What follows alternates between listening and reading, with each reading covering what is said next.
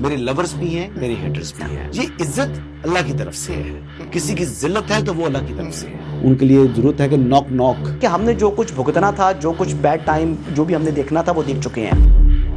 حسن ایوب خان کے تمام دیکھنے والوں کو السلام علیکم. ناظرین، پہلی خبر جو ہے وہ ایک سو کالڈ وکلا تحریک جو ہے اس کے آغاز کے حوالے سے یہ جو ہے دعوے کیے جا رہے ہیں کہ وکلا ایک بار پھر 27ویں آئینی ترمیم کے خلاف، یعنی 26ویں اور 27ویں آئینی ترمیم کے خلاف اب احتجاج کریں گے. اور دعوے یہ آ رہے ہیں کہ ٹھیک اسی طریقے سے یہ تحریک چلائی جائے گی جیسے 2007 کے اندر عدلیہ بحالی تحریک تھی. اچھا، میں ایک بات بتاؤں کہ 2007 کی جو عدلیہ بحالی تحریک تھی اس میں تمام کے تمام وکلا، تمام کی تمام بار کونسلز جو ہیں وہ ایک سمت میں کھڑی ہو گئی تھیں. وہ تمام کی تمام بار کونسلز نے یعنی اس وقت کے جو ڈکٹیٹر تھے جنرل پرویز مشرف، ان کے خلاف جو ہے وہ ہم آواز تھے. اور ان کے خلاف انہوں نے جو ہے یہ اعلان کیا، نہ صرف اعلان کیا بلکہ عملی جدوجہد کر کے دکھائی. اور ٹھیک اسی طریقے سے جس طریقے سے وہ ہمیشہ ہر ویک آئی بلیو کہ جمعرات کے دن وہاں پر ریلی نکالتے تھے لاہور کے اندر.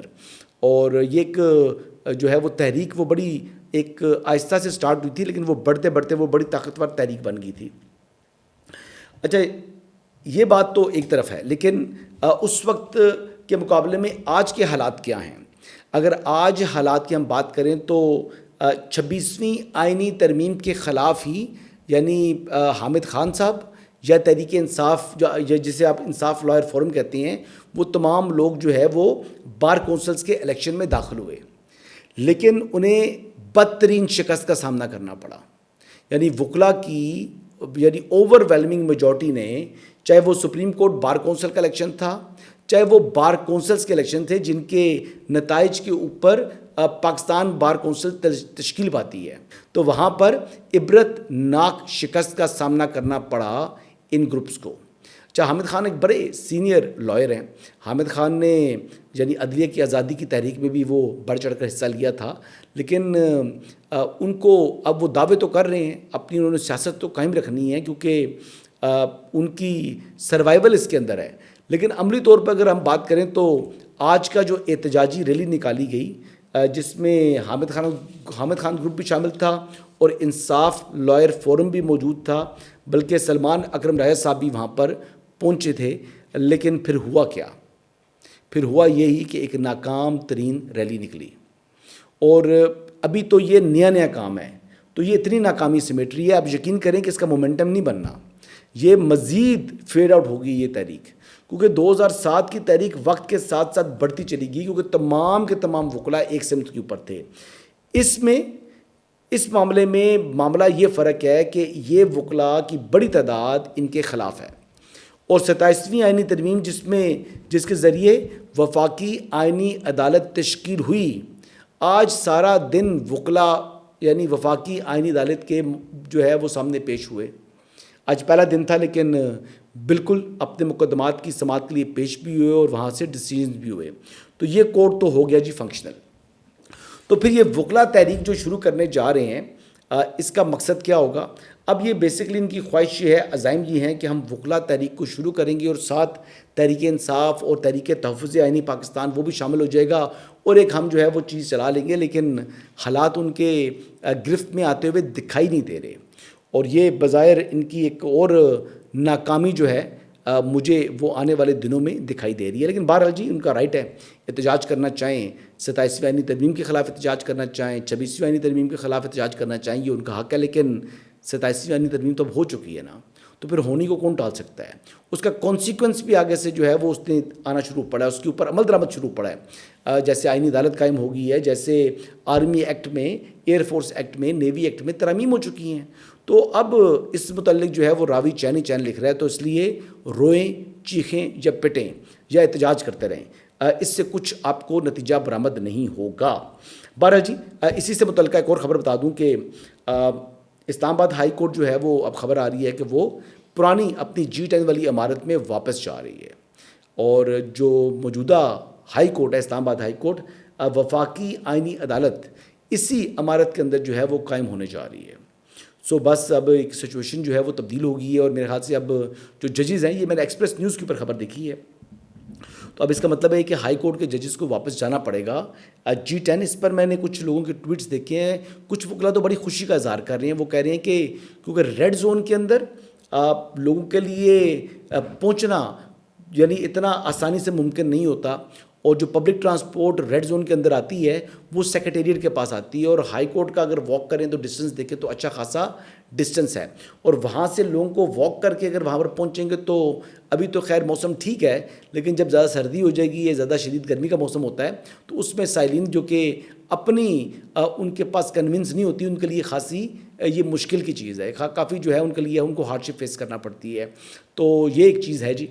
اس حوالے سے یا تو پھر کچھ شٹل سروس رکھیں گورنمنٹ کے یہاں سے، یا CDA کہ یہاں سے سیکریٹریٹ سے کوئی شٹل چل رہی ہو جو کہ لوگوں کو ایک راؤنڈ ہو اس کا، کہ ہر آدھے گھنٹے کے بعد ایک یہاں سے بس یا شٹل گزرے جو کہ پورے تمام ایریا کو کور کرے، کیونکہ یہ میرے خیال سے ضروری ہے، شٹل سروس کی ضرورت ہے۔ یا کوئی پھر وہ سائیکلز ایسی سسٹم سٹارٹ کر دیں جیسے لنڈن وغیرہ میں ہوتا ہے کہ آپ جو ہے الیکٹرک جو ہے نا وہ بائک لے کر تو آپ وہاں پہنچ جائیں تاکہ جلدی سے پہنچ جائیں۔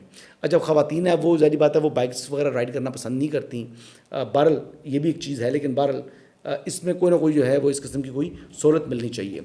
اگلی خبر یہ ہے جی کہ جو ہمارے اسد کیسر صاحب ہیں، سابق اسپیکر، انہوں نے اکانومسٹ کی جو آرٹیکل ہے اس کو جو ہے وہ پروپیگنڈا قرار دیا ہے، اور اس کو نہ صرف پروپیگنڈا قرار دیا ہے بلکہ ان کو کہا ہے جی کہ یہ ایک اٹیک ہے جو ہے وہ عمران خان صاحب کی اہلیہ بشریٰ بیگم کے اوپر، اور ان کے مطابق جو وفاقی وزراء ہیں وہ اس جو پروپیگنڈا ہے اس کو دمام بخش رہے ہیں۔ تو پھر انہوں نے کہا کہ کسی کا گھر بھی محفوظ نہیں رہے گا، وہ کیا کہہ رہے ہیں آئیے سنتے ہیں۔ یک طرفہ ایک جھوٹا پروپیگنڈا کیا جا رہا ہے، یعنی کون سا حربہ استعمال نہیں کیا گیا کہ PTI سے لوگوں کی جو ہے نا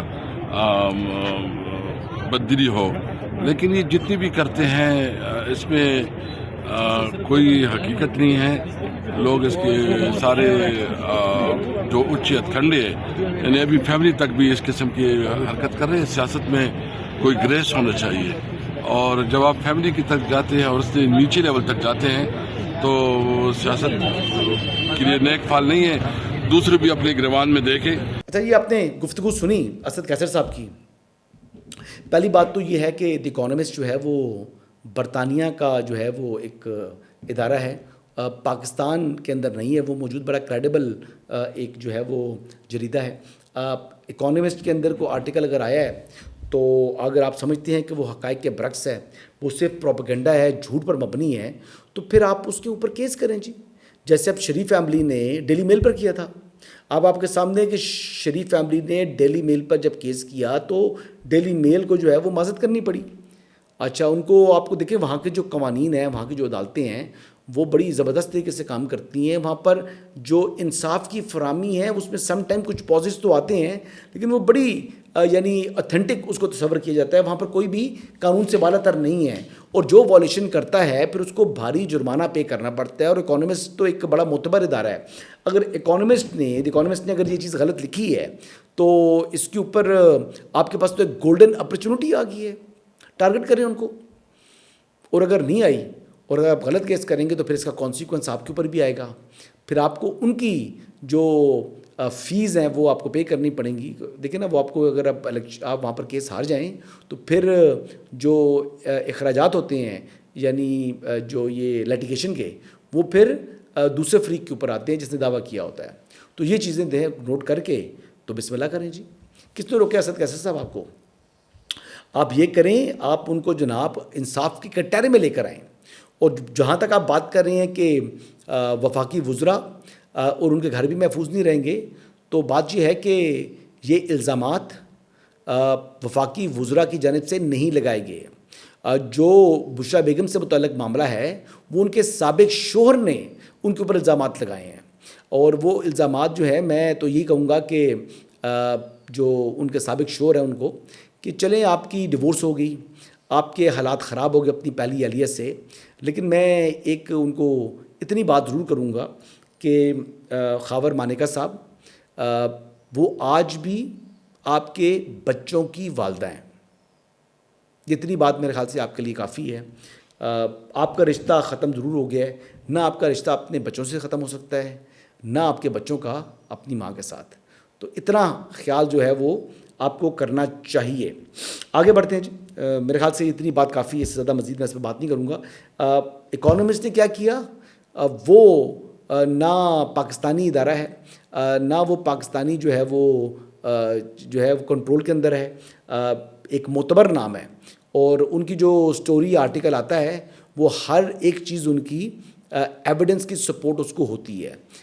وہ ان کی جو لیگل ڈپارٹمنٹ ہے وہ بھی اس کو چیک کرتا ہے، اور وہ ویٹنگ کے بعد ہی کوئی چیز جو ہے وہ پبلش کرتے ہیں. ایسے وہ کچی گولیاں نہیں کھیلتے. لیکن بہرحال جس تو شوق پورا کرنا ہے وہاں پر کر لیں، اور ان کو بالکل جی قانون کے کٹارے میں لے آئیں اور ان پر جرمانہ بھی کریں.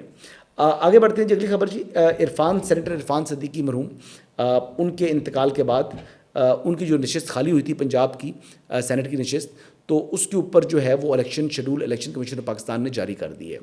اور اس حوالے سے پولنگ جو ہے وہ 9 دسمبر کو ہوگی، اور 20 اور 21 نومبر کو کاغذات نامزدگی جو ہے وہ جمع کرائے جا سکتے ہیں، اور وہ واپس دینے کی جو آخری تاریخ ہوگی میرے خیال سے وہ 1 دسمبر ہے. 9 کو پولنگ ہے. تو یہاں پر جو اس ٹائم پارٹی پوزیشن ہے تو مسلم لیگ نواز یقینی طور پر یہ سیٹ انہی کی تھی، اور ان کو واپس حاصل کرنے میں کوئی مشکل نہیں ہوگی. تو اس حوالے سے تو کوئی ایسا ابہام نہیں ہے کم از کم. اچھا، اب یہ دیکھتے ہیں جی، اس پر وہ مسلم لیگ نواز کے اس کو ٹکٹ دیتی ہے. جیسے پہلے بھی 1-2 درینہ ساتھی تھے جو محمد نواز شریف صاحب کے، جب وہ ان کا انتقال ہوا تو پھر ان کے صاحبزادوں کو ہی اس نشست کے اوپر ٹکٹ دیا گیا. سینیٹر عفنان اس کی مثال ہیں، کیونکہ مشاہد اللہ خان صاحب نواز شریف صاحب کے بڑے قریبی ساتھی تھے. تو مشاہد اللہ خان صاحب کے انتقال کے بعد ان کے صاحبزادے کو سینیٹر بنایا. تو اب دیکھتے ہیں کہ اس مرتبہ عرفان صدیقی صاحب کے جو صاحبزادے ہیں ان کو سینٹ کی نشست پر مسلم لیگ نواز لاتی ہے یا نہیں لاتی، کیونکہ ہر آدمی کا اپنا اپنا مزاج ہوتا ہے، انٹرسٹ کی بات ہوتی ہے. ممکن ہے کہ عرفان صدیقی صاحب کے جو صاحبزادے جن سے میں ملا ہوں ہو سکتا ہے وہ انٹرسٹڈ ہی نہ ہوں. تو یہ ڈپینڈ کرتا ہے ان کی چوائس کے اوپر. لیکن شریف فیملی کی یہ ایک روایت رہی ہے، وہ جہاں پر جن کے ساتھ تعلق ہو جائے تو پھر آگے اس کو نسل در نسل نبھاتے چلے آ رہے ہیں. یہی اس وقت کی اپڈیٹس ہیں جی. انشاءاللہ کل دوبارہ آپ کی خدمت میں حاضر ہوں گا. اجازت دیجیے گا. اللہ حافظ.